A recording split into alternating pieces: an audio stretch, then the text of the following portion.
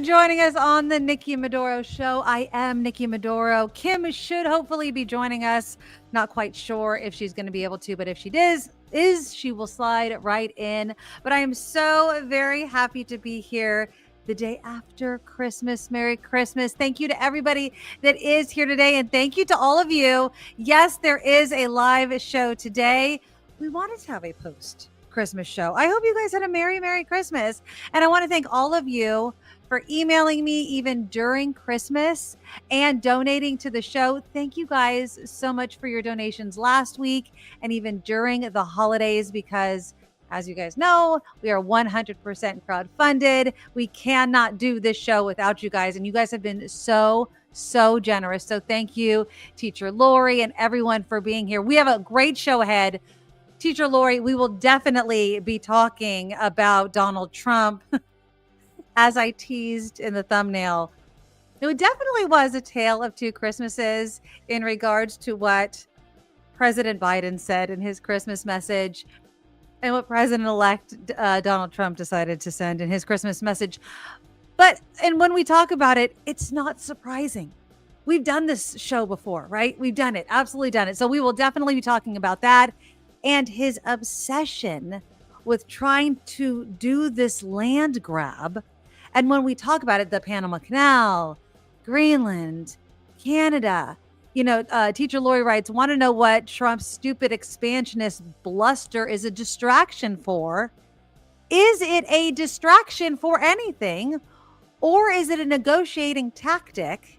And did you see the article of how CNN was trying to actually spin this idea of grabbing the land? The phrase they used to kind of explain this idea of Trump of grabbing all this land was absolutely nuts. And I think it goes down kind of this road of normalizing Donald Trump. And it's just absolutely ridiculous. So we will get into that as well. I feel like we are going to be, honestly, we've been doing it this whole time. We are making the mistakes we did back in 2016 throughout Donald Trump's first presidency. And it's just absolutely ridiculous. So please click the thumbs up button. Show your support for the show. The super chat's always open. Thank you to everybody that donates to the show. We really do appreciate everybody for being here. But I do want to start off with the hauls. Did anybody get anything? The comments are open. Did anybody get anything awesome? I saw Vicky and Sausalito. Vicky and Sausalito said, I had a great holiday. Got lots of books for presents. So did I. Okay, so does anybody know? Has anybody read the Crown of Thorns and Roses? Do I have anybody that's read or has started that series? I think they call it by its acronym, like ACORE or something like that. I heard it's a great series. It's kind of like a fantasy, something like that.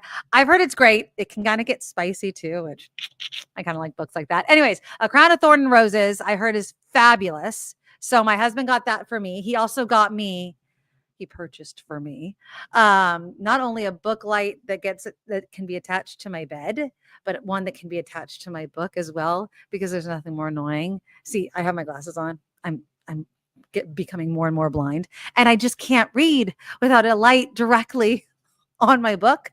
And so I've been using my phone, and it's very annoying. So I got a lot of books as well. We went to a lot of bookstores when we were shopping. We went down to the Prune Yard, and there's a couple awesome bookstores down there. And I got my husband a couple of like San Jose history, like walking tour books. So we got some of those. So yeah, I got some of those. What else did you guys get? Any sort of cool gifts? My husband also got, let's see. I would say what your coolest gift, honey, was what? He got a machete. My husband got a machete. Now, oh, thank you, Cheryl, for the $10 super sticker. Now, my husband's not crazy, so don't call the cops. He went with my son, as he loves to do, on Christmas Eve. Where'd you go to Orchard Supply? He goes to Orchard Supply with my son. And he decides to go shopping. He's definitely one of those that, like, he takes pleasure in doing that like last minute shopping. He posted on social media like, "Let's go, man! It's our time!" Right? And he takes my son and he buys himself his own gifts because I'm like, just buy yourself something. I don't know what to get you. He has purchased himself a machete. I have no idea what he wants. What are you going to use the machete for? Anything he wants. Anything chopping wood. Like we're freaking wood choppers over here. Like we have a forest in our backyard. So my husband has a machete, and my son got a shovel, like a huge shovel, because every time he goes to the beach, he doesn't want one of those like plastic shovels. He wants his own shovel to dig gigantic holes. So he was very, very, very excited to get his own beach shovel. So that was what he wanted. And so he was extremely happy. My daughter, what'd she get? She got a new desk. She got like a bed, for your laptop. So and to eat like one of those, kind of bed things like breakfast in bed trays. I would say that the big gift that my son got, he got Tyler, the Creator concert tickets. He really wanted it. If you know who Tyler, the Creator is, he's a rapper, not the best language. So, clutch your pearls now, children. But he got that. The kids were spoiled, like way too spoiled. So it was one of those. Let's see. Lady Beatrice says, I can't wait to use the trio of Portuguese olive oil and start the Lego Star Wars Millennium Falcon. That's what I was surprised. I was kind of bummed. I should have asked for it. I didn't get any Legos this year. Usually my son gets Legos purchased for him, and then I get to have the joy of putting them together. And nobody bought him Legos, and so I didn't get any. Oh yeah, Lego. That's what you just a Roku. Cheryl says I got a Roku TV for my bedroom and a great exercise machine that's fantastic for my knees. Tammy says a machete. Are you moving to Florida? Hell no, we're not moving to Florida. But yeah, it was the most random gift ever. The itty bitty book light works great. It clips on your book so you don't have to hold anything. Yeah, this one does it. It clips on. It kind of holds your book open. Absolutely love it. I'm excited to use it. So that was some of the really, really cool gifts. I just loved it. Absolutely loved it. We had a great holiday. For Christmas Eve, I made my Italian. Oh, here's the funny story about my Italian dinner. So Italians like to have, usually we do a cioppino and all that sort of stuff, but my brother wasn't in town. So we didn't need to do a gigantic, Italian meal. It was what? There was 6, 7, 8 of us. It wasn't that big of people. And so, but I wanted to have some sort of seafood. My mom can't eat seafood. So she doesn't really eat any of it. So, because she's allergic. So I wanted to make clams. I didn't think this through, people. I've never made clams in my life. Oh, and happy Hanukkah. Yes, happy Hanukkah, my friend Ryan. Happy Hanukkah. Last night was the first night, right, of Hanukkah? Happy Hanukkah. Love you, Ryan. So I have this delusions of grandeur that I'm going to make spicy baked clams. I have the recipe. I have all of the ingredients. I have the clams. They're live. I go to the store. I get a bag of clams. The one thing that I do not have any idea how to do is open the friggin' things. I'm sitting in the kitchen and I'm like, oh shit. I have no idea how to open a clam. I have no idea. And then so my mom said, I don't have a clam knife shucker thingy. Yeah, I definitely don't want to go to the emergency room by using a real knife, right?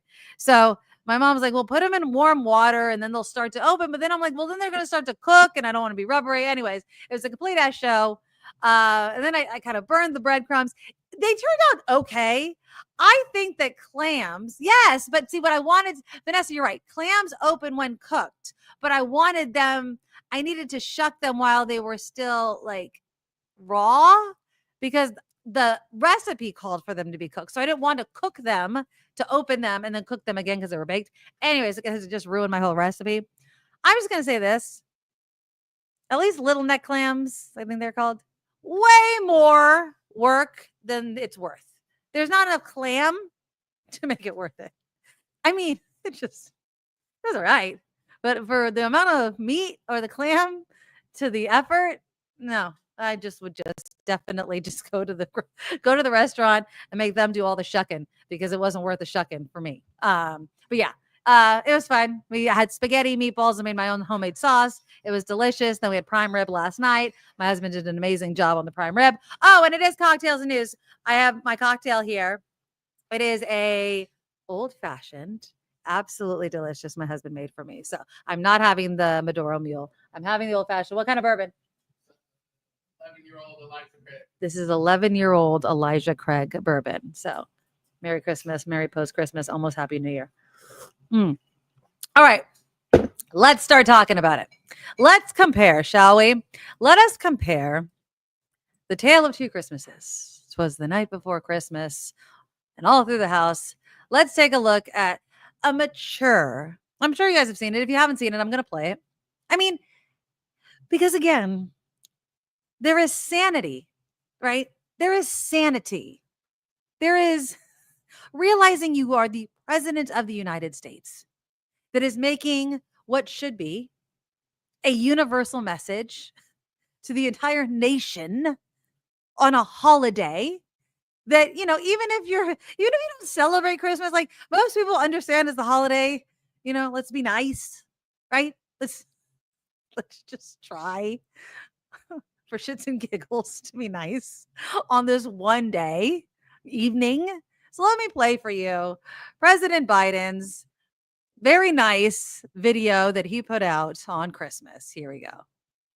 How silently the wondrous gift is given. There's a certain stillness at the center of the Christmas story. Silent night, when all the world goes quiet, all the noise, everything that divides us, it all fades away in stillness of the winter's evening. And we look to the sky, the lone star, shining brighter than all the rest, guiding us to the birth of a child Christians believe to be the Son of God, bringing hope, love, and peace and joy to the world. Yes, even after 2,000 years, Christmas still has the power to lift us up, to bring us together, to change lives, to change the world. It speaks to all of us as human beings who are here on this earth, to care for one another, to love one another. And too often we see each other as enemies, not as neighbors, not as fellow Americans. So my hope this Christmas season is that we take a few moments of quiet reflection, find that stillness in the heart of Christmas, and look at each other as who we really are, fellow Americans, fellow human beings worthy of being treated with dignity and respect, because there's so much that unites us as Americans, so much more that unites us than divides us. We're truly blessed to live in this nation, and I truly hope we take the time to look out, not at one another, for one another.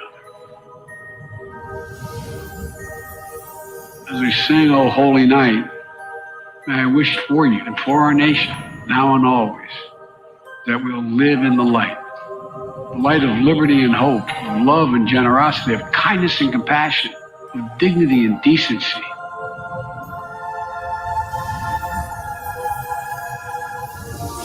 So from the Biden family, we wish you and your family peace, joy, health, and happiness. Merry Christmas, happy holidays, and may God protect our troops.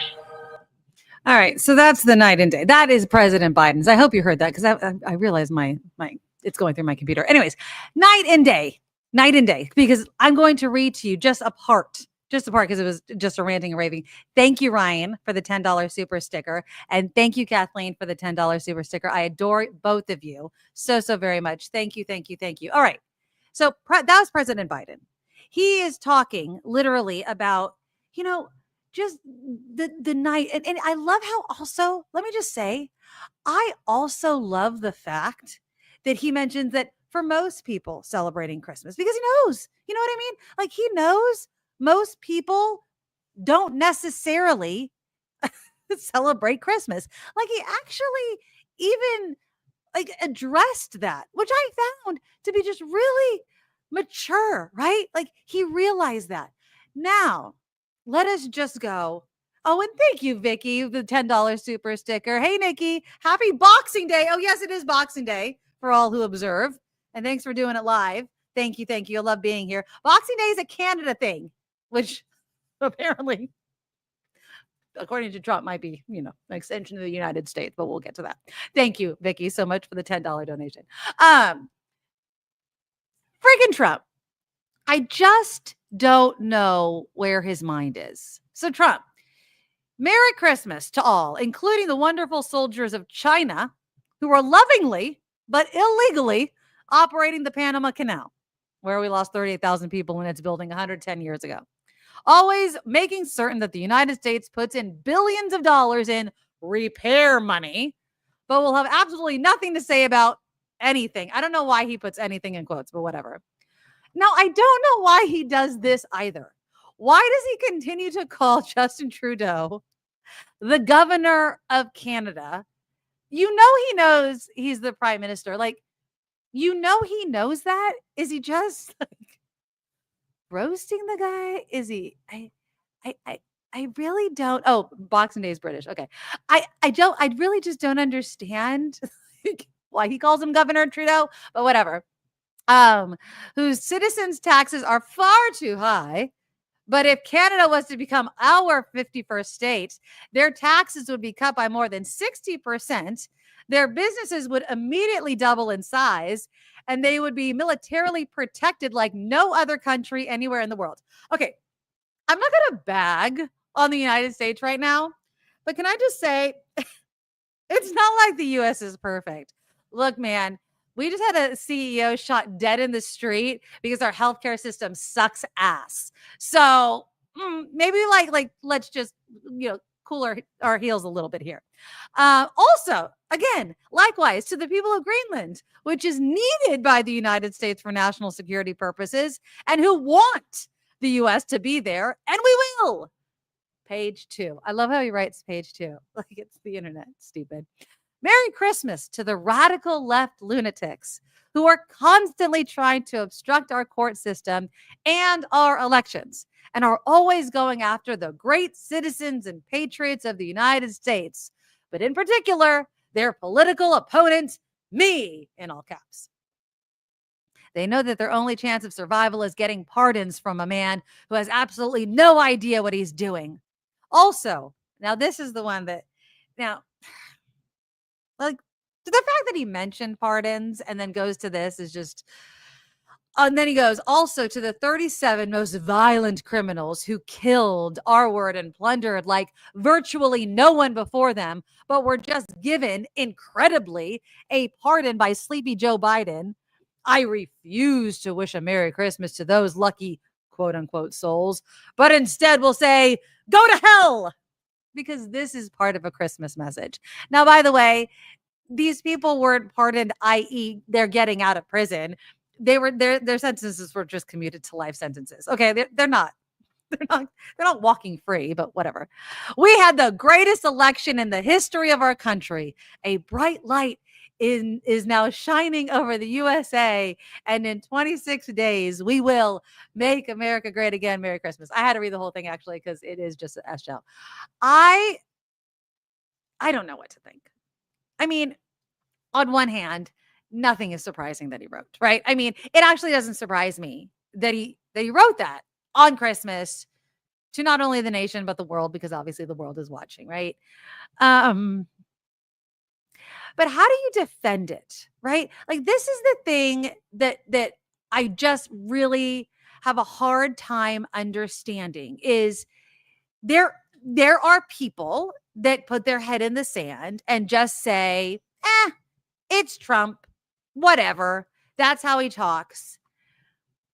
And I just don't. And I know I say this all the time. Exactly, Vanessa, he can't even be nice for one day. And I will go as far as this. You don't have to be nice. Just shut the hell up.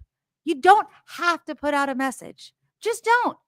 Just say, Merry Christmas, period. It's like his, you ever see those horror movies where it's like the hands taken over by the zombie, right? It's like, you just let it go, man. You don't actually have to say anything. There's nobody that's calling for you to be your worst self on Christmas. It's not as if Trump said, if Trump didn't put out a stupid message like that, someone would be like, God, Trump's getting soft. He didn't put out a crappy message on Christmas, right? Like people would probably go, oh my God, he's actually, maybe he's like the Grinch, his heart is growing. It's as if he just has to do it to live up to his reputation. I don't know. To me, it seems like he's just a really sad person. He just seems like he's a really, really sad and lonely person. And I do think, and I'm sure you guys have seen it online, I do think the whole President Elon Musk, that whole thing is really getting to him. I don't know how much he can really push it aside. I think he knows people are trying to do it to get under his skin, but I also think it does get under his skin. Liz L writes, what is 45's purpose for being so bombastic? It's more than crazy talk. He likes to rile people up, not just Americans, but the entire world. He gets a kick out of it. I mean, I think you have a point, Liz. I think there is a part of him that loves the attention, right? I'm going to put out this tweet or whatever you call it on Truth Social, because that's where it is. I'm going to put it out on Truth Social and everyone's going to be talking about me. I'm doing it. We're doing it, right? Like we're doing it. Because it's awful, right? Like we talk about awful things and it's surprising, but not surprising, right? It's just one of those things where, yeah, he enjoys insulting people. He has a reputation to maintain as being, one of the worst people in the world. I wouldn't be, Dave says, I'd be surprised if Trump could even find Panama on a map. If he did, it would just be probably by luck, or he'd have somebody else circle it for him. Right. But saying go to hell on Christmas, like, I get it. Some people don't like the idea of commuting death sentences, right? I'm sure if, let's just say it was your family member that was murdered and you were happy that that person was on death row, right? You wanted to see that person on death row. And then all of a sudden President Biden's like, no, they're going to get life in prison. Now, it's not as if they're going to, see the light of day, or, maybe you wanted them to be put to death. I mean, that's what you wanted and you're unhappy about it. Maybe you did. You are upset about that. I could understand that. But for Donald Trump, Mr. I'm going to pardon everybody within the first 9 minutes that I'm president that was responsible for January 6th. Not saying it's the same as murder, but let's not act like, you know right from wrong either, sir. I don't know. I just feel like the whole go to hell thing in a Christmas message was a bit much, Vicky says people who excuse away his behavior are helping to normalize it. It's dangerous. And yeah, we're going to, the whole idea of normalizing this, it's not as if we should ignore it either. I do think that there's also a danger of ignoring it, right? I don't know how to balance it. If we ignore it, is that in and of itself normalizing it? If it's just like, oh, that's just Trump. Is that also doing it? You guys tell me in the comments, because we just got through Christmas. How many of you were able to get through Christmas without having any political conversations? I didn't. Right, babe? We didn't have any political conversations, right? Nope. Not one. Not one. I mean, we really had zero political conversations. Now, we didn't, have a ton of people at our house. And really the only person that would have a political conversation is my dad. But yeah, we didn't have any at all. Bill O'Reilly was being interviewed, of old Fox fame. And he was being asked about this as well. And this is what Bill O'Reilly had to say about having political conversations at a holiday meal. Well, I wouldn't talk politics. Oh, hold on. I got to fix my speaker. But guys, answer the question. I'm going to fix this right now. Babe, will you get the dog? Because I think my speaker is in the wrong. I need to fix it. The speaker needs to be through here, I think. Let's see if I did it right. Hold on. Let's see if we did it right here. Why bother? No, it's still going through my purpose of the computer for some holidays, reason. Christmas. Hold on. I apologize, guys. I don't know why my it's not going through my why is the sound not going through my my computer? Hold on one second. Let me see. Can you guys hear this through? Is this working for you? You guys tell me if you can hear the sound. Okay. You guys tell me if you can hear this.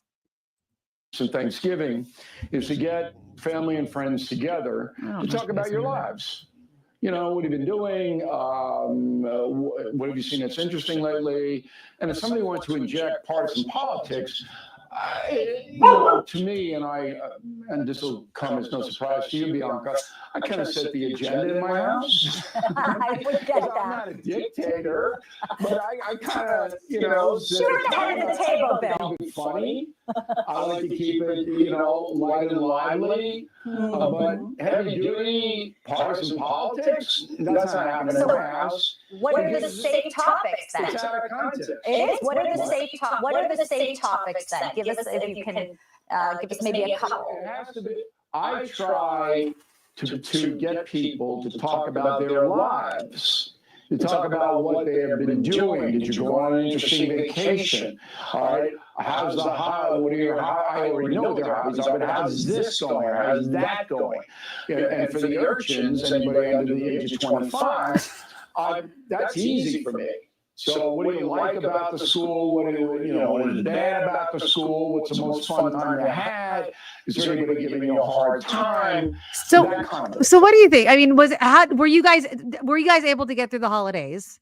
And I'm glad you guys were able to hear it. I don't know what's wrong with my headphones. Were you guys able to get through Christmas dinner without any sort of political conversations?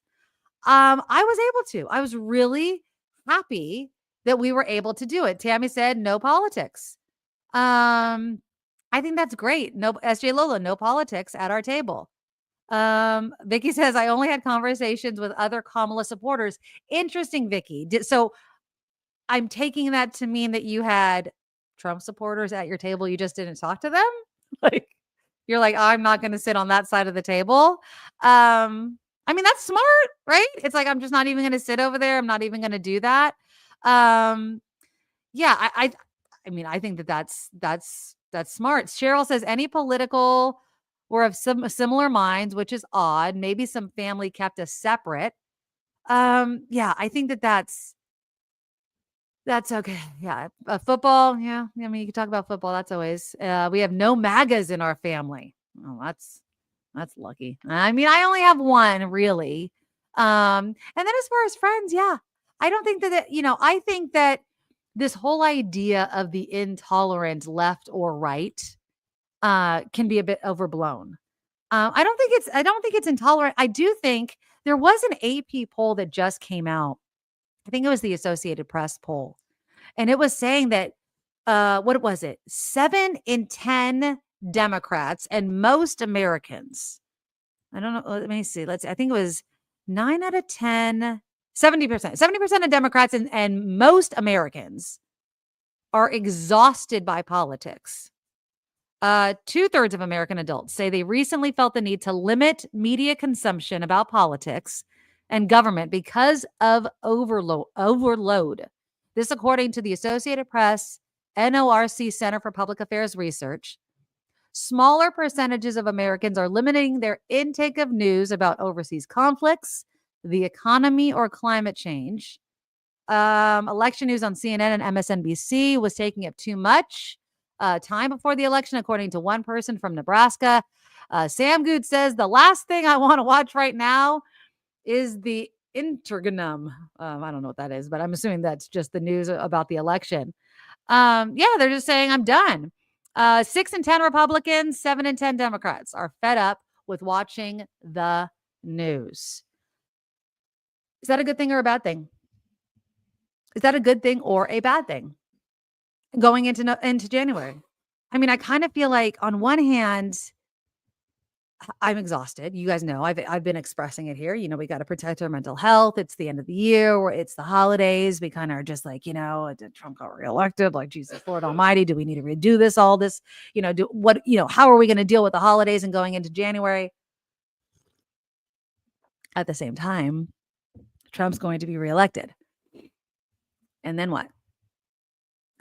Right? Vicky says it's a bad thing. We have to be aware. I mean, there's being aware. There's understanding what is going on in our country, in our local community, in our world. And then there's being consumed by it. Does that make sense? Right? Vicky also says a bunch of my friends have sworn off watching the news. See, how do you do that? We had this conversation last week, right? We had the whole debate about what is independent news? Where do you get your news? How do you make sure that the independent news is actually news and not some wackadoo, right? Down in their basement, just feeding you nonsense, right? That has no journalistic integrity, blah, blah, blah, blah, blah. Because we debated that. And if you missed last week's show, go check it out. It's on YouTube. But again, like, we have to be up on the issues, right? We need to be informed. But I do think that there has to be a limit to our consumption. There has to be a point where we're like, okay, what else is there in life? Right? I did get, and I'm looking at it right now. I can't show it to you because it's hanging on my wall. I did get my big ass calendar. We talked about that as well, right? I'm looking at it. It's not filled up. I have a couple of things. I've got our family road trip that we have planned this summer, which is like this amazing thing that we've never done before, that I hope is really going to be just like this huge memory and possibly life-changing for our family. I mean, not life-changing as in just changing the trajectory of our life, but something that's going to be a core memory for our family, right? And these are the things that I want to fill up my life.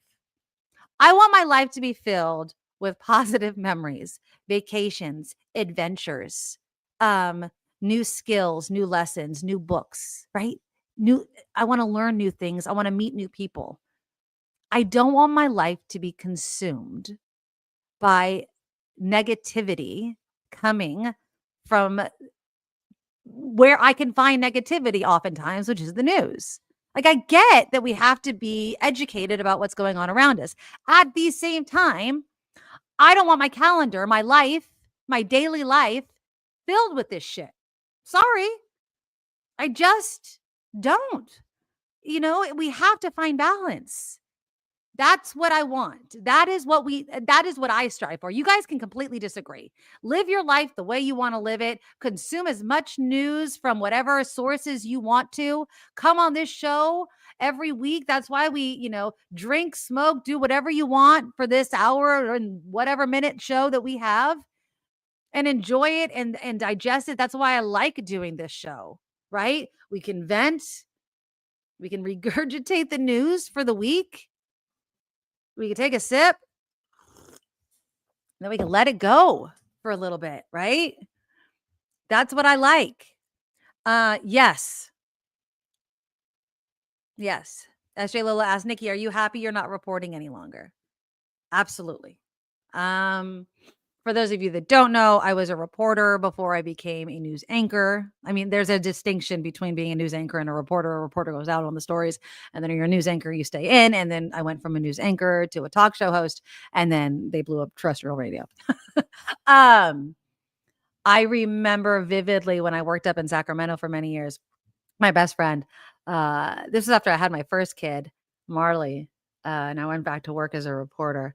I used to call her from some of the stories I would have to cover. And of course, they're tragedies. Oftentimes, they don't send you out on the happiest of stories, right? And she could just tell by my voice. And she's like, what happened now? And you cover sad, sad things. People losing loved ones. Like, even right now, I have faces. I have court cases. I have shootings. I have things like instantly, and I'm going to get all emotional instantly. And it happened, my daughter is 15 years old. Instantly that come to mind as a reporter that suck. Yes. I don't want that anymore. I don't want that anymore as my life. So no, I'm very, very happy to not do that anymore. And I like my new job, and there's new things I'm going to learn in my new job. right? And so this is where I want the second part of my adult career to go, right? Absolutely. Absolutely. That's where I want to go. So but yeah, we have to figure out how to find balance. Absolutely need to find balance. Okay, the other big news story after, of course, Donald Trump's Christmas message, and we've been talking about this and following it, of course, is the Gaetz report that came out. That wasn't a surprise to anybody. Obviously, he was doing drugs as a congressman and apparently paid someone that was still 17 years old for sex, because who'd want to F that guy without paying? I don't know. It's just me being mean. But this is my favorite video. This is my favorite video that I'm going to play if you haven't seen it. And I forget her name. I think she has it. Lauren Windsor is her name. She is, I think she's just kind of like a commentator online or something. I don't know if you follow her on social media or whatever, but she's following Matt Gaetz. She is the one that is yelling in this video.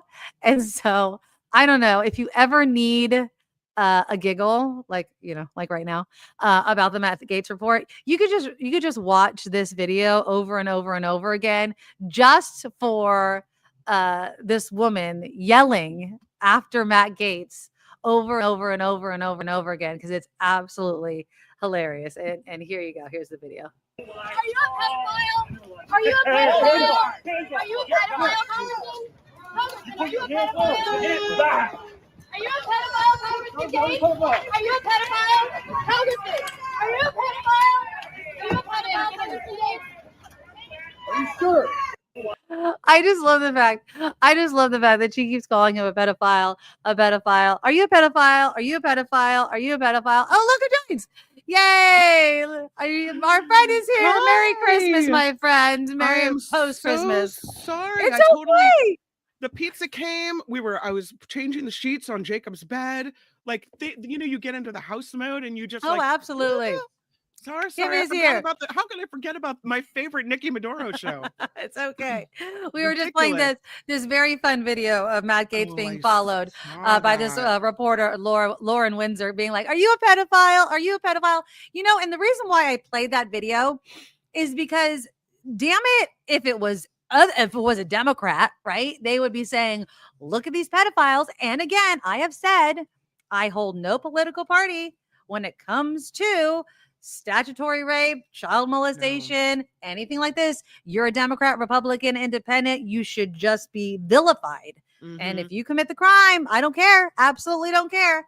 But yeah, I'm so happy that you're here. Yeah. I hope your Christmas went well. Let's catch you up though. That Matt Gaetz reports, we all know nothing was surprising in it. Nothing's going to happen to the guy. I don't think anything's going to happen to him. Well, he's not going to be Attorney General. I was reading an article about the evidence or the evidence that they collected in Congress in this, disseminated in this ethics report.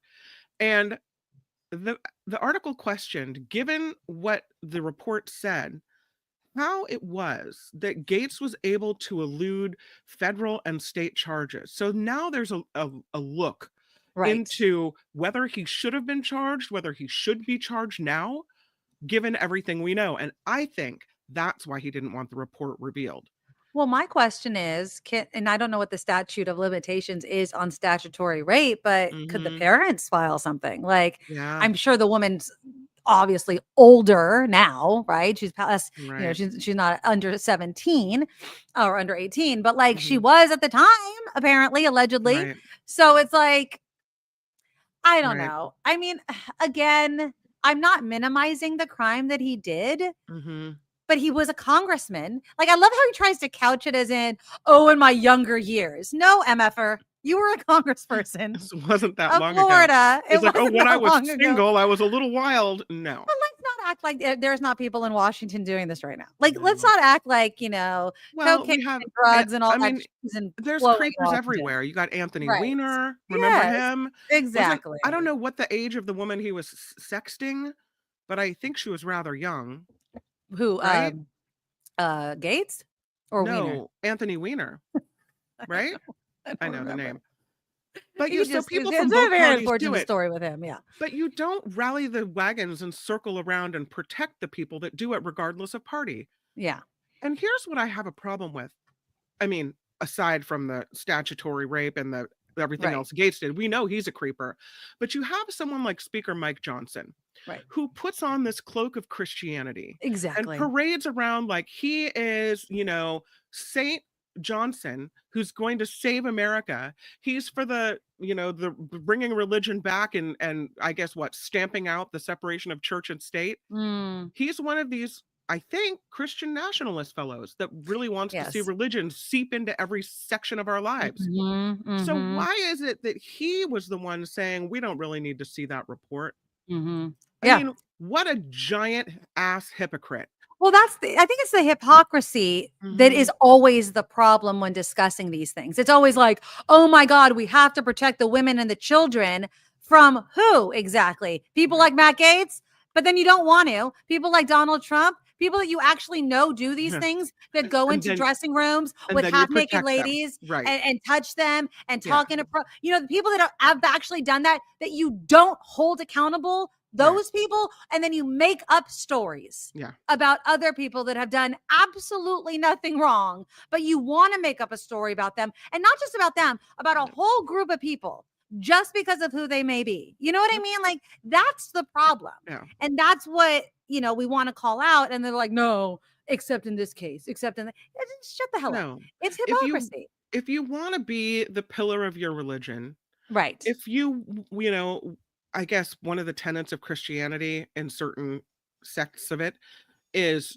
you have to not apostolize. What's the word I'm looking for? Spread the word. Proselytize. Proselytize. That's right. Yeah, proselytize. Yeah, be an apostle about it. That's right. You got to talk about it. You got to spread it. You got to share it. You got to, seeping out of your pores. You got to give it to the world. Right? You have to convert people. You want to you want to get more people on you. So if you're going to be that person, then live that life. And I don't think you can compromise your own integrity by saying, oh, we don't do that. And then, shh, that guy did that, but we're not going to talk about it. Exactly. Well, that's the hard part. That's always the hard part. Here's the thing. You always kind of, not always.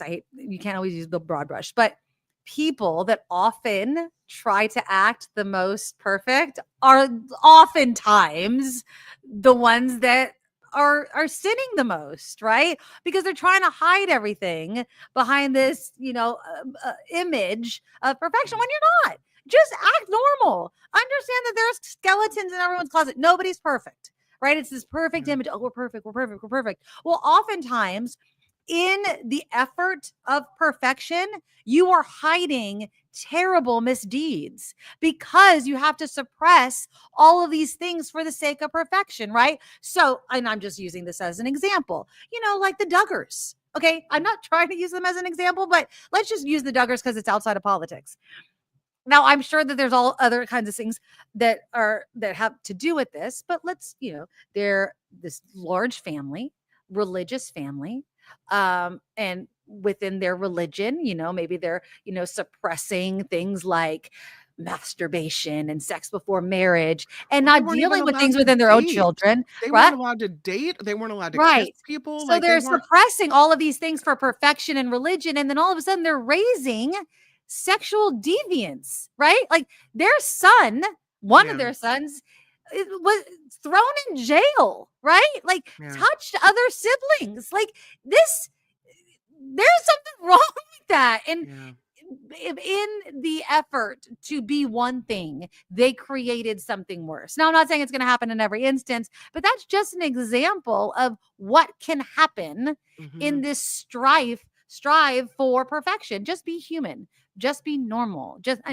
I use normal kind of cautiously, but just be imperfect because people are imperfect. That's what I mean. You know what I mean? So whatever. And these Republicans acting like their shit don't stink is stupid. So stop it. The problem with what Johnson is doing every time now, I mean, one of the many problems, every time he starts telling the world about, we have to protect people, we have to legislate your, your sex. We have to legislate your gender. We have to legislate this. I'm going to put my opinions on you in this way and that way and the other way. I have a complete and utter lack of respect for anything he says now, because I know he doesn't really stand behind his beliefs. Exactly. No. Exactly. It's just when you claim one thing, but then support another, or don't, hold something responsible that you claim, right, to be against or for, then you don't stand for anything. It's the idea of, stealing something. Like, what are your morals worth? Right? Is it worth, just a political position? Who are you as a person? And it's stupid. You saw Mike Pence, right? Exactly. Great example.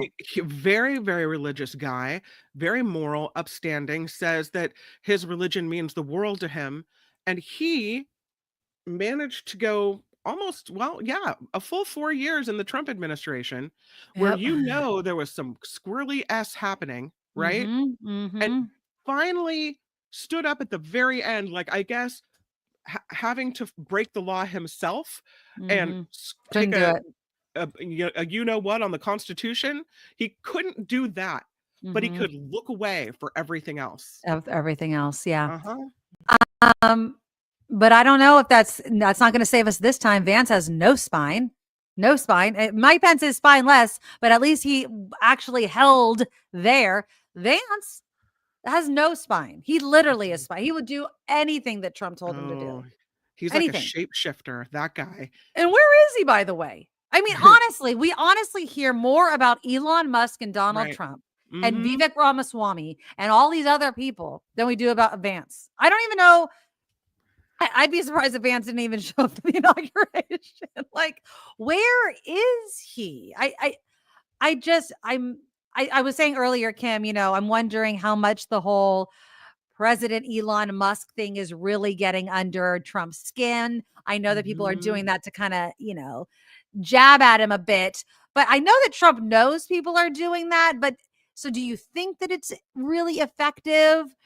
Because he knows that people are doing that to get under his skin. So does it actually work if he knows that people are just doing it? But at the same time, Elon Musk does seem to have a lot of influence for whatever effing reason. So I feel like Trump having to come out and say he can't be president because he wasn't born here says volumes. Yep. Like, you really had to say that out loud. You had to explain to the American people something we already knew, that that's the only reason he can't be president, not that you were actually the one elected. Like, it I don't know. I just but it does concern me a whole hell of a lot that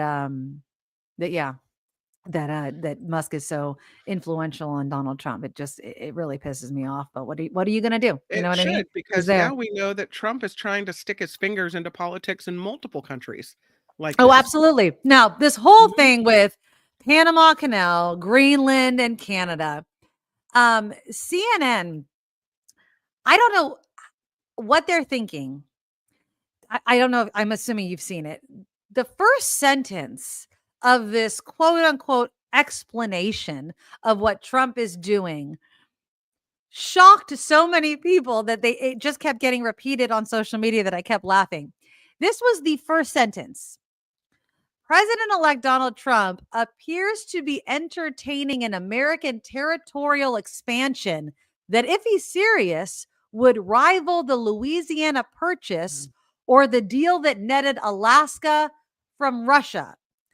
That's how they are explaining the absolute insanity that Trump has been saying out loud about getting Canada, the Panama Canal, and Greenland. I mean, this is what I talk about media dropping the ball. Like, what the hell is the media doing? Normalizing the rhetoric coming from Donald Trump by saying, oh, it would rival the Louisiana Purchase. Those are not the same thing.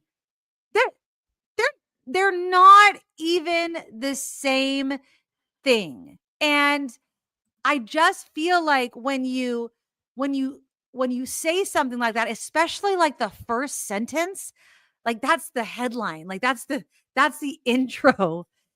You're making it sound as if, one, this is a possibility, right?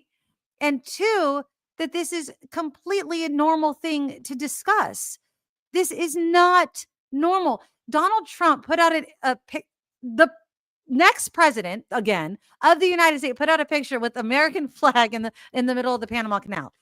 Rational, sane leaders of nations don't do this, but Donald Trump does. Now, I was reading one analysis, and they were trying to explain it this way. That not that Donald Trump is crazy, but this is how he gets countries to negotiate with him. That he says these off the wall, insane ideas. That way the leaders will come to him and start talking. That it worked with Justin Trudeau. Trudeau came to Mar-a-Lago, and it's like, so who's really insane? Is it Justin Trudeau for even going to Mar-a-Lago? Like, why is he going to Mar-a-Lago?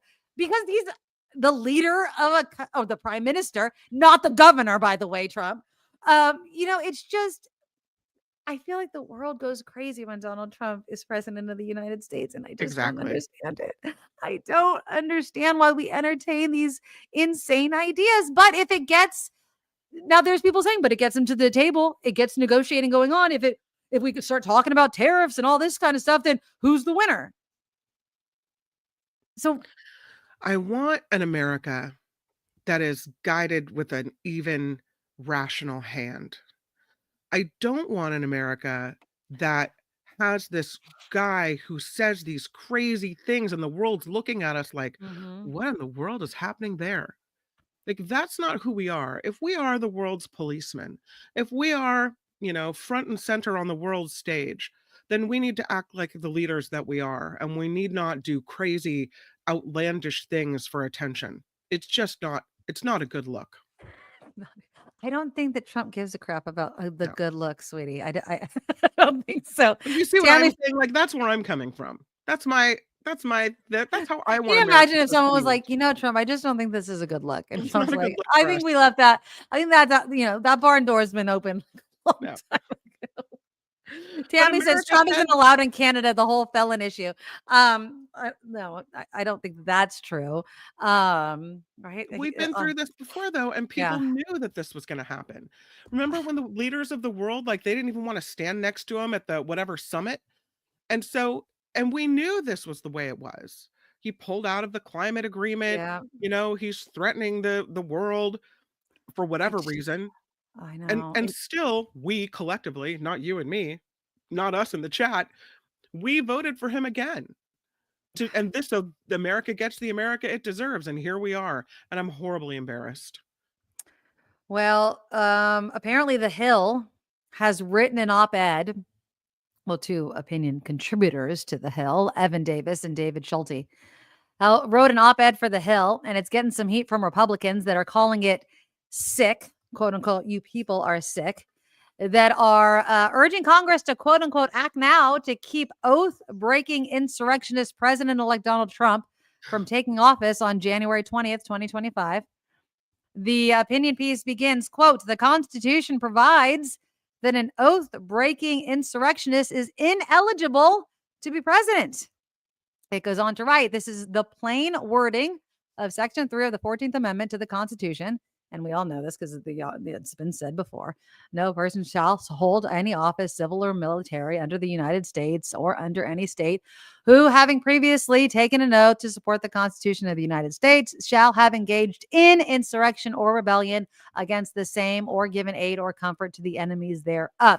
Now, the problem, of course, is he's never been convicted of doing that. Well, under the Constitution, he doesn't need to be, right? The question is, how do you have to have enough support in Congress? Which he does not. And then it would go probably to the courts, and we know they're in his pocket. It's not going to happen. Exactly. And it's already been legislated from, I think, was it the state of Arizona that tried to kick him off the ballot? Right. And the case wound through the courts, and they said, no, let the people decide. Yeah. And the people decided. And so this is where we end up, right? I mean, part of me, almost 99.9% of me would love an 11th hour drama where he's found not eligible to be the president because he's such a dastardly villain. But would that be good for America? Because the people's voice selected him. And so by doing that, are we then thwarting the will of the people in democracy? Well, that's what a lot of the Republicans are saying, right? Oh, look, Democrats are thwarting, democracy, blah, blah, blah, blah, blah. Not like Republicans gave a shit, right, before. But what's good for the country? You know what I mean? Like, again, we have to be the adults in the room, right? We have to be the adults in the room while children set it on fire. That's what bothers me. And then right? we say, I guess they want to set it on fire. I guess they want to set it on fire as they run around with scissors and matches and gasoline. I guess we have to be the adults in the room and let them do that so that they can sit in the consequences of their actions. So what, we back away outside where we don't get hurt and just watch it? Yeah. Fine. Fine. Fine indeed. Fine indeed. Yeah, there you go. Sitting in the consequences of your own actions. Yes. I guess we do. Did you see this new poll that was done? It says that, and this isn't a surprise, more Democrats than Republicans are stepping away from news. This poll was done in early December. We talked about that, yeah. Oh, yeah. 7 in 10 Democrats. Yep. And 6 in 10 Republicans say the same thing, too. People are just mentally exhausted. Yeah, we talked about it, and I was saying, and we were talking about it literally right before you came on, about how we need to stop. I got my big ass calendar, Kim. I'm looking at it. I can't show it to you. It's right here next to me, right?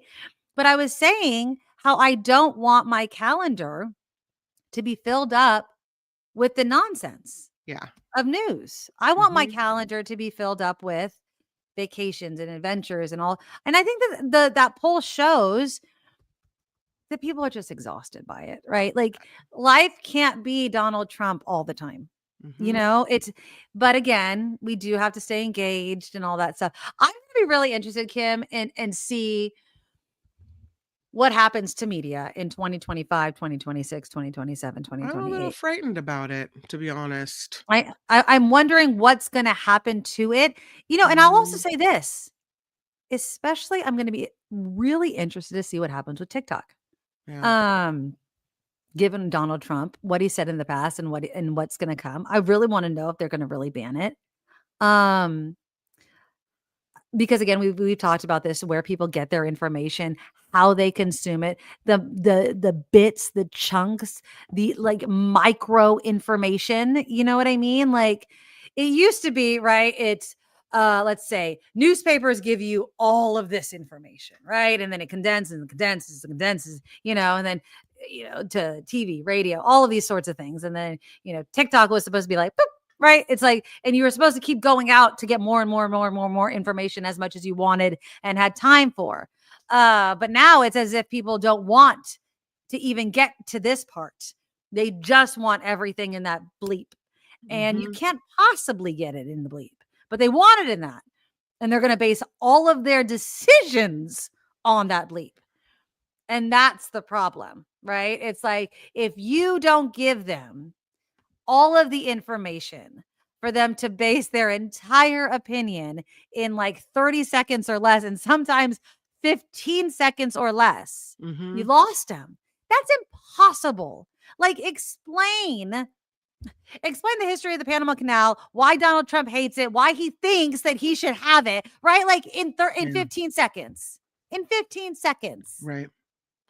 Well, that's what we were given on KGO. They wanted us to do a story in 45 seconds. Right, exactly. 45 seconds, you're in, you're out. People will tune out if it's longer than that. There is this comedian, Nate Bargatze. Yeah, Bargatze. He's a brand new Netflix special, I think. Yeah, okay, so he hasn't, did you watch it? I haven't seen it yet. Okay, so I like him. I follow him on social media, but I just started watching it. And he has this one, I don't mean to ruin the joke for you, but I'm just going to ruin this one joke for you. And he talks about how he sucked at history class, okay? And he's like, and I'm going to ruin the joke, but basically he says, how I know that I sucked in history is because every time I watch a movie about like something that happened in history, I'm always like on the edge of my seat. I'm surprised. Because he doesn't know what's going to happen. Really? Well, that must be the same with me because I was watching The Crown. Remember the show The Crown? And after every episode, I'm like, did that really Did it happen? really And I'm happen? Googling it like, are you serious? That really happened. How did I not know this? You know what was the best thing that I ever watched? And I'm not even lying, even though I knew the history of it, but I thought they did a great job with John Adams with what's his face from Sideways? Paul Giamatti? Paul Giamatti, and he was John Adams. And if you watch it, I don't know if they did it in all of them, but they had like little, remember pop-up video where they would have like little notes in the video? Yeah. But they had John Adams, and then they had like little history lessons within the series that would teach you little things. I'm telling you, I learned more about history watching Paul Giamatti and John Adams than I think I learned in history class. That's awesome. But it's also like I'm telling you, movies teach people so much. But I'll have to show that to Julia. It's really well done, Junior though. year, I am they have telling to you, it is well register for done. classes already, and U.S. history is one of the classes that in junior year they have to take.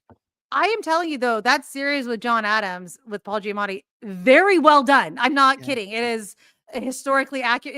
It was a very well done series. I think that, if you had to show it in classrooms and with the little pop-up video stuff, it was well done. I learned so much. But the Nate Bargatze thing was hilarious. I was like, can I show you this book I got my sister for Christmas? Oh, please. Oh, we were talking about gifts and people got all kinds of books. So yes, please. I read this article about this book. It's called The Small and the Mighty.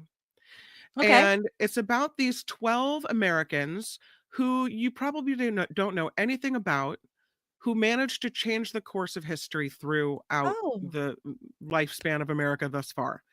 And what I was reading about this, and it says on the back even, is, and the reason I mention it is because we're talking about people being disillusioned and turning away from the news, right? Right. This, it says, is a book for people who need to be lifted up. Aww. For people who want these stories about individuals that did something. Managed to do something, like we're talking about, locking ourselves on the outside of the room being lit aflame. How these people managed to do something and make such a big difference, and how, I guess, you don't need to turn away, that you can still do something that matters, something that's good for this country, and you don't need to look away and watch it burn. Right. And that's awesome. It's a book about, it's really an uplifting book. It says on Goodreads, it's a book for anyone who longs for an America of dignity and benevolence.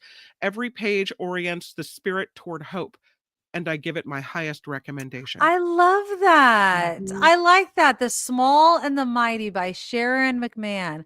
I love that. I got it for my sister. She's going to pass it to me when she's done because I want to read it too. Well, let me know what it is, and I'll put that on my reading list. I got so many books for Christmas as well. I got 2 book lights even, like one for bed, one that attaches to my bed and one that attaches to my book. So I'm going to be doing a lot of reading in 2025.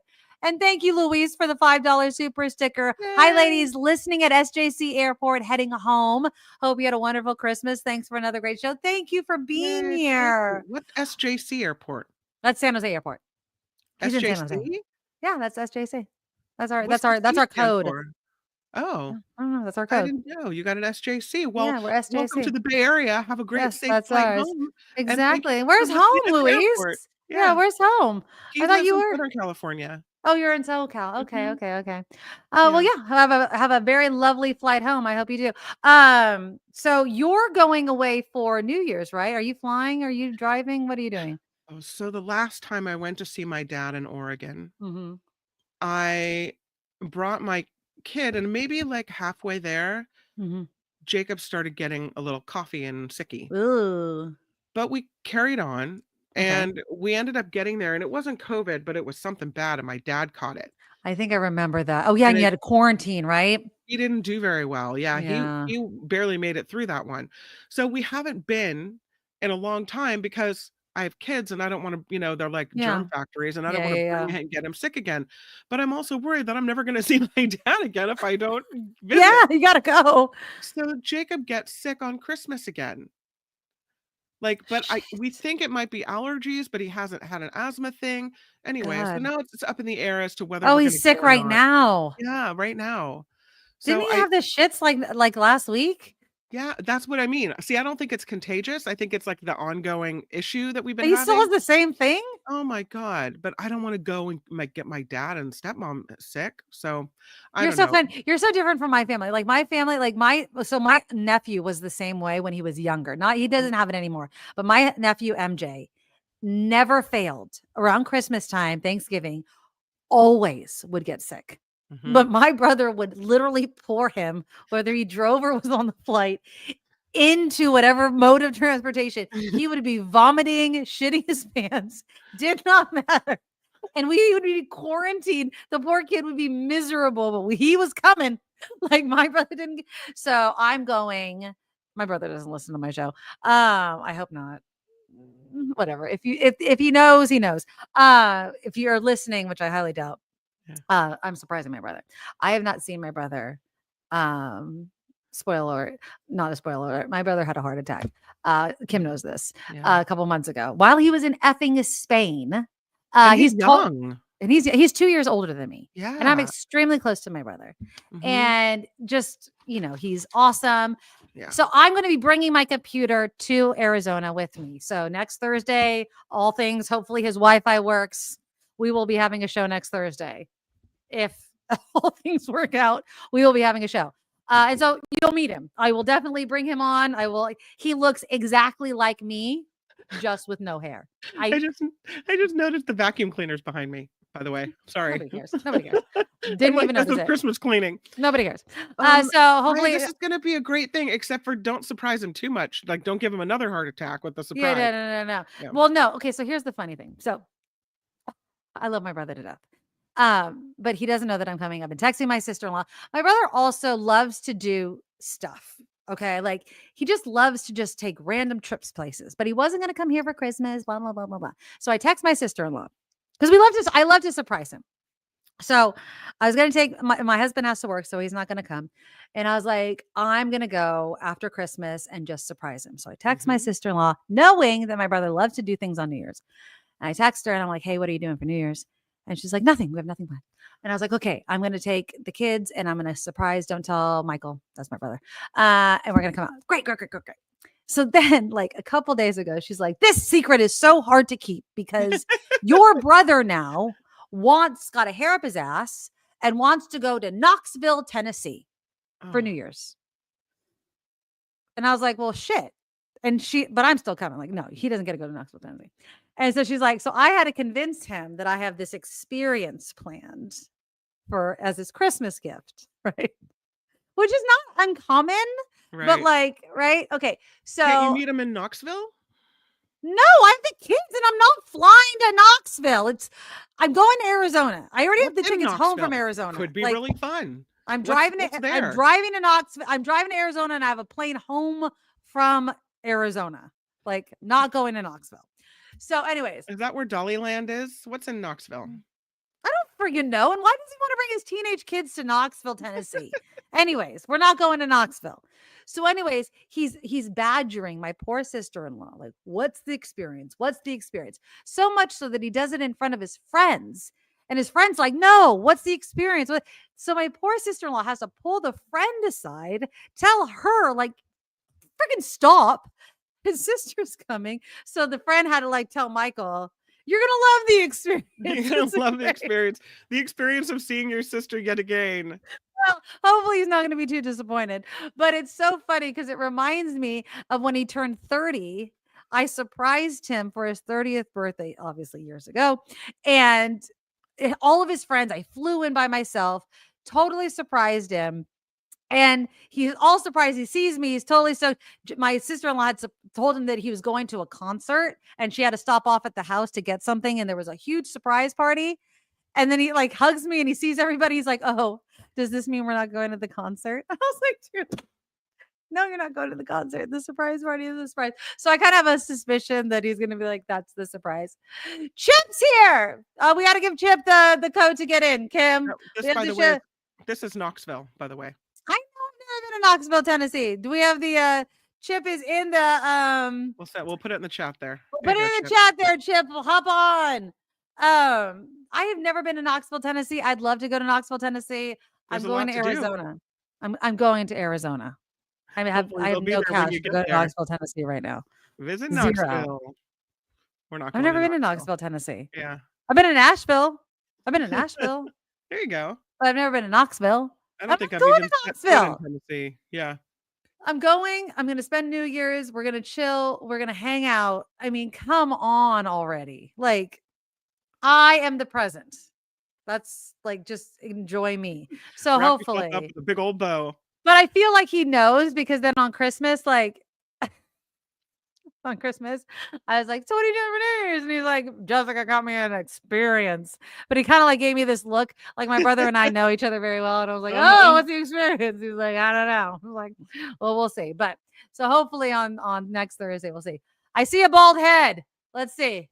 There he is, and a gigantic goatee. Merry Christmas, my friend. Merry Christmas, the salty language out of you. I swear. Me.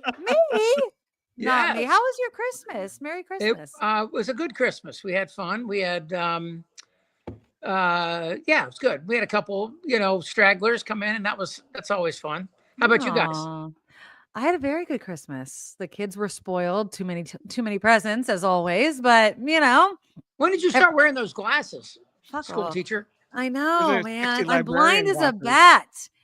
But I look like you now. Like, see, like, look, there. I got the dark. Oh God, please don't say that. I'm much sexier. James will run away, never come back. No, I just got these. These are my new ones. These are the ones that are actually prescription, so I can actually see. But hi, Kim. Where did Kim go? No, there you are. Hi, there you are. I have that effect on women. I come in a room, they disappear. So did all the kids come out for Christmas and everything? Yeah, we had some couple people. Like it was fun. We always do this every year. We bring in, we get somebody to come in that that's kind of we call them lost boys, kids, friends of my sons and stuff. This year though, it was a kid I work with in LA on doing these videos, and I called him up to wish him Merry Christmas, and I said, what are you doing? Guys, nothing. I'm just going to be making videos. I go, on Christmas. So he came down, and the funny thing is that my son's wife's sister and another friend, and they're really pretty girls, came. So he had a full night of. We had a great time. So we sat up by the fire out back, and everything was fun. I had my daughter's boyfriend over for Christmas. Oh my God. I love him though. He is such a sweetheart. How old is Marley? She's 15 and a half. Shut up. No, but the kid I've known since he was younger, and he's a great kid. So he came over last night for dinner. He's great, but you know what's on his mind every second you're not Shut the hell up. No. Of course he is. So I was thinking of it when I was 9. Huh? What, Kim? Where he could come to your house for Christmas and he didn't have a family thing? Who? Yeah. He didn't have a family thing. My guess. Yeah. Nope. So. Okay. Mm-hmm. But that's good. So everybody was good. What did your guys' husbands get you? I got a big ass calendar. I got a nice coat, a really nice warm coat, because I'm always cold. I was gonna say, yeah. You know what James got? What? A machete. Are you guys moving to Florida? That works, I guess. Literally, Kim, somebody said that exact comment in the chat. They're like, is he what, moving are you to Florida? moving to Florida? No, he bought it for himself. Here it is. I'm not even kidding. The hell? Wow. What is wrong with James? What does he need that for? What is that? What is the point of this? I don't know. What is it for? For chopping bush. I don't know. Chopping bushes? Chopping bush? No.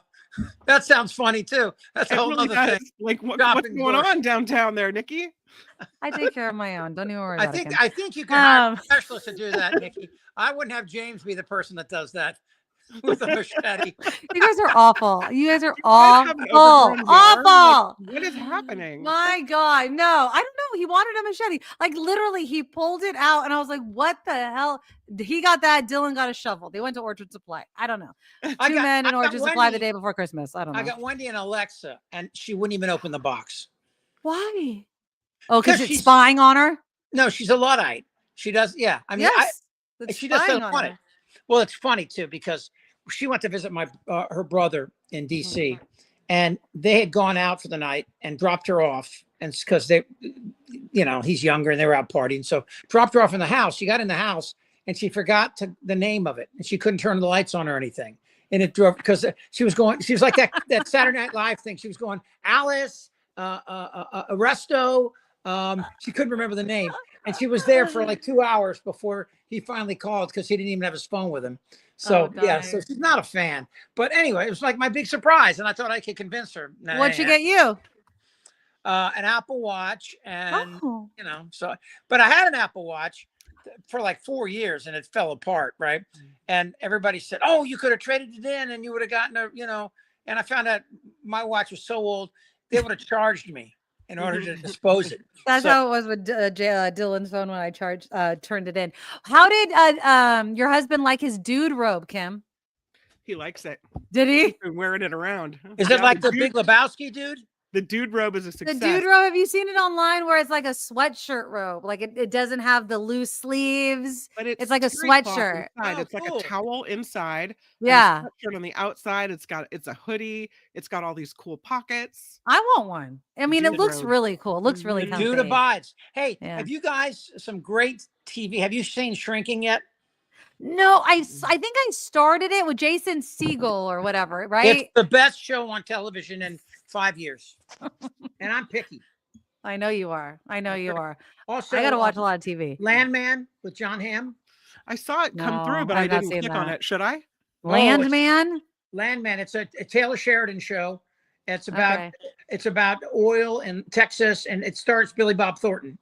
Okay. It's freaking amazing. It is really good. I like Billy Bob. Okay. Landman, babe. Did you start watching that? What else? We saw something else that was I would tell Chip what I was watching, had been watching lately. What? And he'd shake his head and he goes, I judge people by what they watch. What was it, gay porn? I don't know. No. It wasn't. It was some like stupid holiday movie or, Wendy watches that shit all the time. And she goes, I'm watching. Here, movie. You want to judge me, Chip? You know what I've been binge watching? You want to judge me right now? What? Love After Lockup. I have been binge watching Love After Lockup.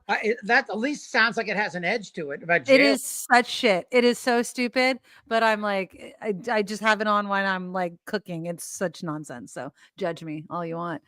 Machete 3, the San Jose Kicker. Machete 3.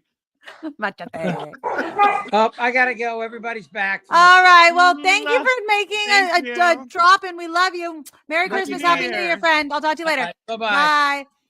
Oh, there's Chip Franklin. We love Chip Franklin making a drop, and that wasn't early. This is a no judgment. This is a no judgment. No, Love After Lockup. My coworker at the school that I work at, like it's one of her S shows because my Love Island, as my husband calls it, Horror Island, has ended. So I can't watch that. So I've been doing that. And then I watched Elf. I've been trying to watch my Christmas shows. Yeah. I watched Santa Claus is Coming to Town. The old, Did you watch the red one? The red one? What's that? It's a new Christmas kind of thriller movie. Ooh, no. It's got Dwayne "The Rock" Johnson. Oh, no. That's in theaters, right? No, I think it's on Netflix. Really? Yeah, it's for not little kids. I would say it's for big kids because it has some language. Yeah, but that's definitely okay in my house. You know how I am. Okay. I know. Yeah, no, it's streaming. So look for it. The red one. It's a great holiday movie. Is it good? I don't want to say it's a great holiday movie, but it's entertaining enough.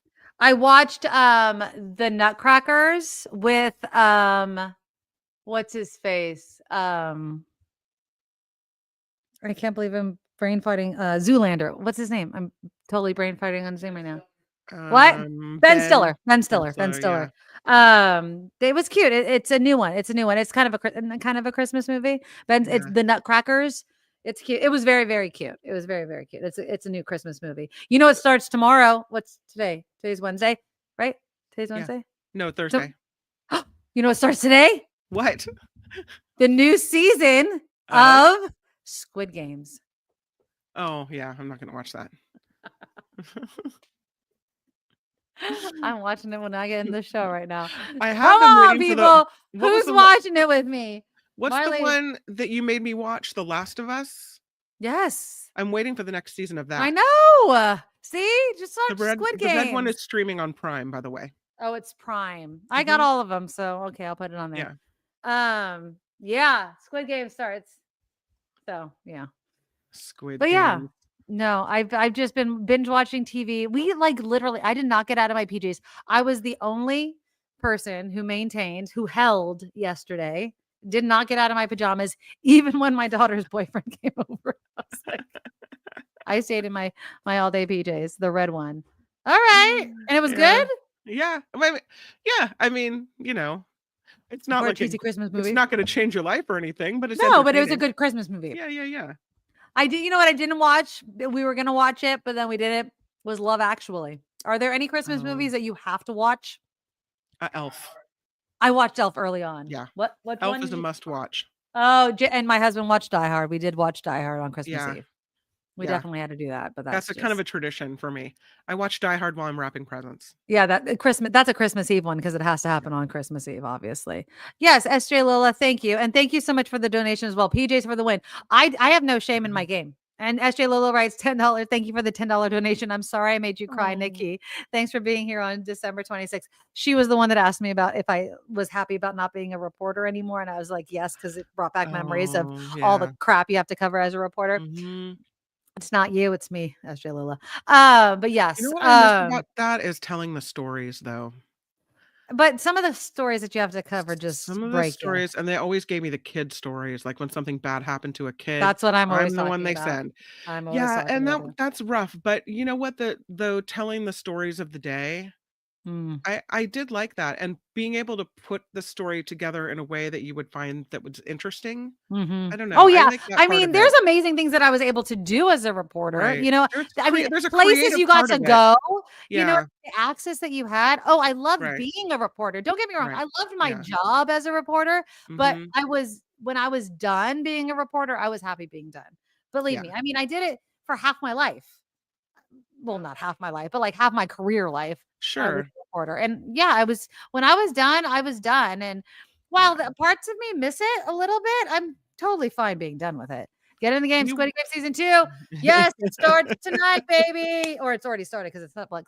I'm sorry, it's been on my must-watch list. I am ready to go. I don't even know what they're going to do for season 2. I don't even understand how there is a season 2, but I'm interested to see what they're going to do for season 2. So people die in this, right? Like they're oft in horrible ways. Well, they're just shot. I mean, if that's an awful, terrible, no good way, there's a lot of worse ways to go. So absolutely. But yeah, anyways, there's a lot of fun things to do this next week as we head into New Year's. So I'm going to Arizona. You are not, you're still up in the air on whether or not you're going to travel. We likely will.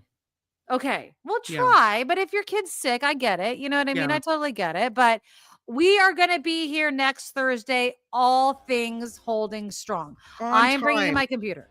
Well, yeah, I was on time, people. No, but I totally appreciate you being and rolling in still. So I'm bringing my computer. I'm bringing my microphone. As long as I have Wi-Fi, which I should at my brother's place, we should be good to go next Thursday at 5. Do we get to meet your brother? Can we meet your brother? Yes. No, obviously. Yes. Okay. That's going to be totally the whole thing. Awesome. I mean, we'll do some news, but yeah, you'll be believe me, this is going to be the Maduro. This is the Maduro side of the Maduros. I am telling you, as long as he's home from work, I mean, at 5 o'clock on a Thursday, he should be home. I hope. Yeah. So next Thursday, all things working out, you should be able to meet my brother. I'll still be in Arizona, but I definitely want to be here. I am so thankful for all of you guys being here. Thank you. Thank you. Phineas's birthday is on Saturday. Happy early birthday, Phineas. Mwah, mwah, mwah, mwah. Thank you. Thank you. Thank you. You guys are awesome for being here. And thank you guys for spending a little bit of your holiday week with us. Let me do some more thank yous. Cheryl, thank you so much for the $10 super sticker. Ryan, love you so much. Thank you for the $10 super sticker. Kathleen came in with the $10 super sticker. We love you guys so much. It is Boxing Day, as Vicky reminded us. Thank you for the $10 donation as well. Luis, have a great trip. Hopefully you are flying safely for the $5 donation and another $10 donation from SJ Lola. Really my nice, you guys. fabulous neighbor from around the corner. I love you guys so, so very much. Thank you guys for donating to the show. If you are watching on the replay, we appreciate you guys. Happy New Year's as well, because we will be talking after the new year. Find all the donations in the show notes. Our Patreon, thenikkimadoroshow.com is where you can find everything as well. The super chat is always open, whether it is live or recorded. And we appreciate our supporters 100%. And also, you can support us by supporting our sponsor, Auntie Tabby's Island Flavor Barbecue Sauce. It's guava flavored, straight from Jamaica. Use the coupon code NICKKIM, NIKKIM, to get 10% off every single time you order. Go to auntietabbys.com. All right, you guys, we love you. Happy New Year. Stay safe. Don't drink and drive. Get that Uber, get that Lyft, do whatever you have to. We love you guys, and we will see you right here in 2025. Can you freaking believe it? No. All right. Love you guys so, so very much. Mwah. Yeah. Happy New Year. Bye, Bye.